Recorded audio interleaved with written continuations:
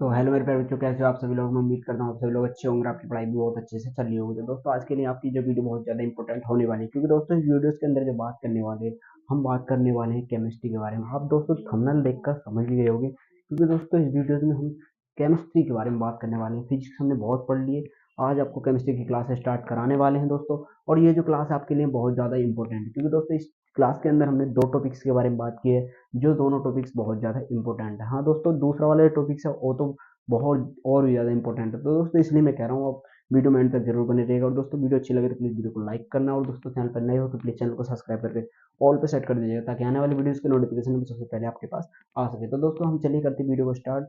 Video को start करने से पहले मैं बता दूं, अगर दोस्तों आपको चाहिए 10th की मैथ की क्लास, तो वो जो हम डिस्क्रिप्शन बॉक्स में लिंक डाला हुआ है दोस्तों, वहाँ से आप अपनी वीडियोस देख सकते हो। और दोस्तों अगर आपको चाहिए फिजिक्स की क्लासेस भी, तो दोस्तों फिजिक्स की क्लास का भी डिस्क्रिप्शन में वीडियोस डला हुआ है। हाँ दोस्तों, चलिए मैं करता हूँ वीडियो को स्टार्ट। तो दोस्तों वीडियो स्टार्ट करने से पहले मैं आपको बता दूं कि ये जो क्लास आपकी केमिस्ट्री की होने वाली है, और दोस्तों केमिस्ट्री की जो स्टार्टिंग हो रही है वो होगी हमारी चैप्टर फर्स्ट से। किससे होगी?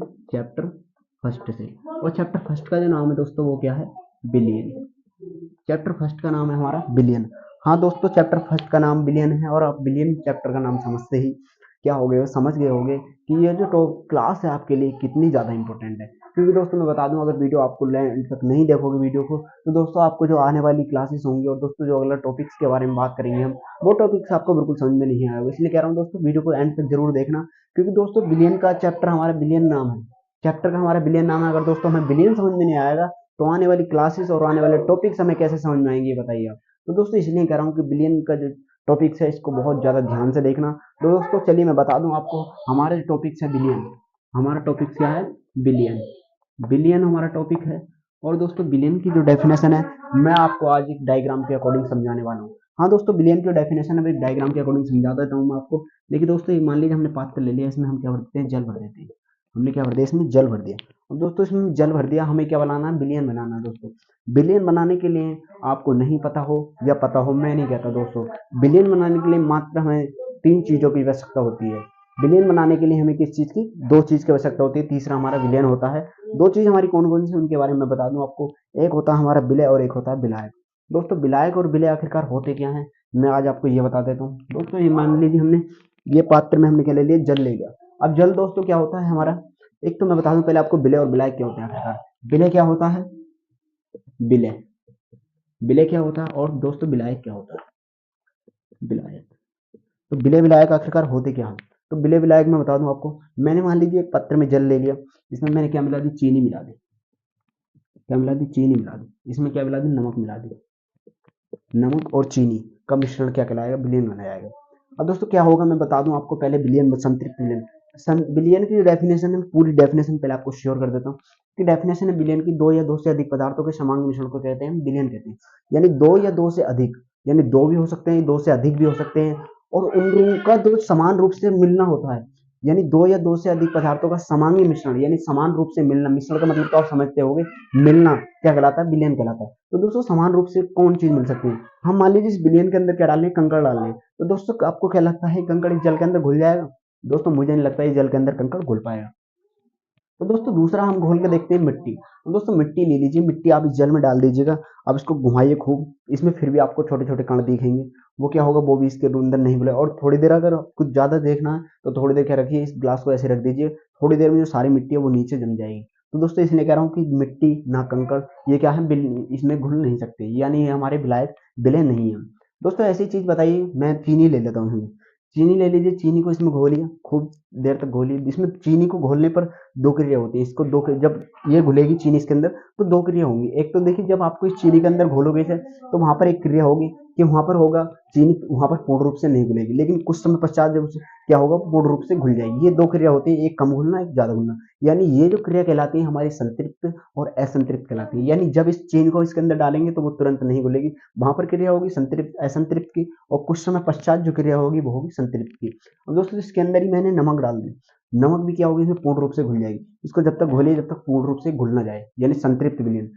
समान रूप से घुलना संतृप्त विलयन कहलाता है। मैंने आपको बताया दो या दो से अधिक पदार्थों का समांगी मिश्रण। समान माने समांगी माने, अच्छा समांगी होता क्या आखिरकार? समांगी होता है हमारा समान रूप से घुल जाना, यानी किसी भी चीज का दूसरी चीज में समान रूप से डिसॉल्व हो जाना, यानी घुल जाना क्या कहलाता है? समांगी कहलाता है। मैंने बताया दो या दो से अधिक, इसकी डेफिनेशन में लिखवा देता हूँ, चलिए डेफिनेशन बता रहा हूँ।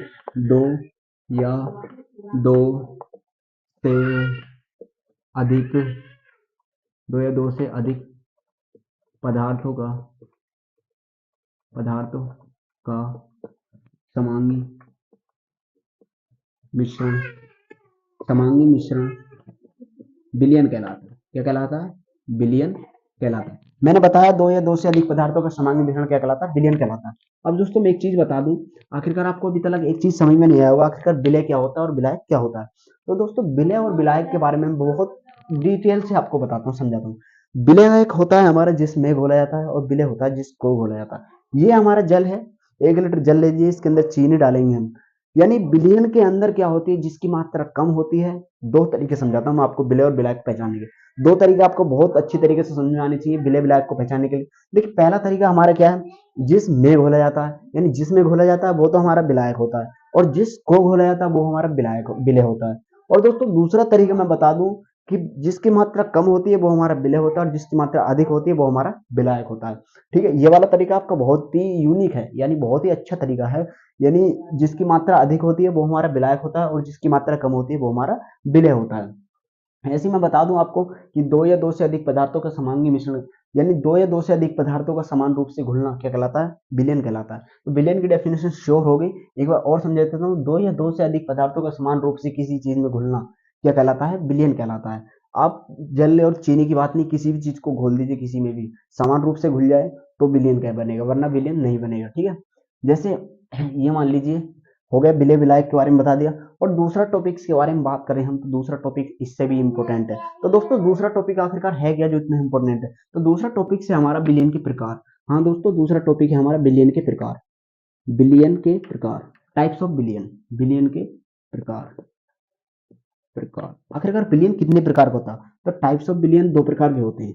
दो प्रकार के होते हैं टाइप्स ऑफ बिलियन, दो प्रकार के होते हैं। आखिरकार दो प्रकार के बिलियन होते कौन कौन से? ये तो एक तो होता है हमारा सांद्र तनु बिलियन, और दूसरा होता है संतृप्त बिलियन और असंतृप्त बिलियन। तो हमारा तनु सांद्र बिलियन क्या होता है? नंबर एक आता है तनु सांद्र तनु सांद्रत बिलियन। तनु सांद्र बिलियन बिलियन तनु सांद्र बिलियन। दोस्तों आखिरकार तनु सांद्र बिलियन क्या होता है? दोस्तों मैंने अभी आपको विलय और विलायक के बारे में बताया था। तो तनु सांद्र बिलियन की डेफिनेशन मैं आपको लिख के बताता हूँ, पहले लिख देता हूँ। तनु सांद्र के विलयन, यानी किसी बिलियन किसी बिलियन में विलय की सांद्रता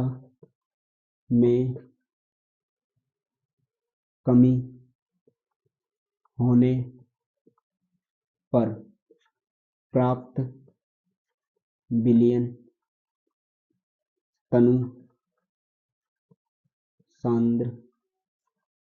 तनु सांद्र विलयन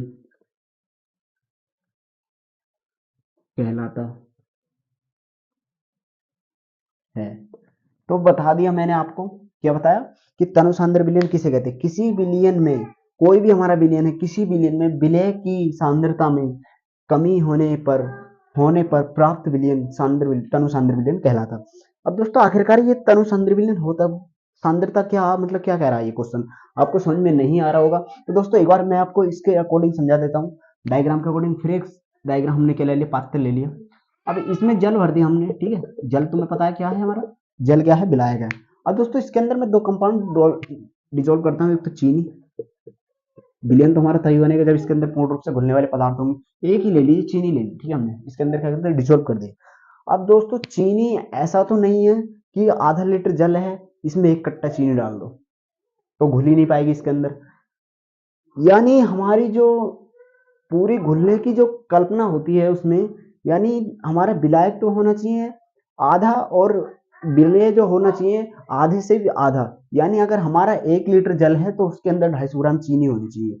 यानी विलय पदार्थ की सांद्रता क्या होनी चाहिए, कम होनी चाहिए, तभी हमारा तनु विलयन बन पाएगा। ठीक है दोस्तों, ये क्या है, तनु सांद्र विलयन जब भी बन पाएगा। यानी तनु सांद्र विलयन वह होता है जिसमें विलय पदार्थ, यानी विलय, किसी विलयन के अंदर विलय की जो मात्रा होगी, यानी विलय पदार्थ के जो कण होंगे वो क्या होंगे, बहुत कम होंगे।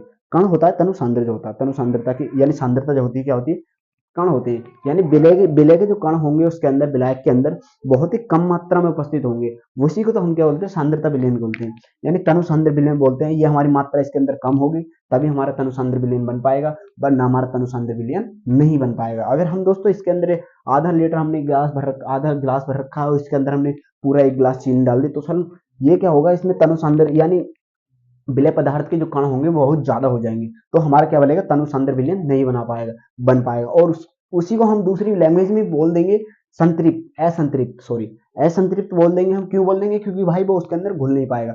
अब दोस्तों ये जो होता है, ये क्रिया जो होती है ना, यानी विलायक कम होना और विलय ज्यादा होना, इसका जो पूरा प्रोसेस होता है वो हमारा विलेयता के अंदर होता है।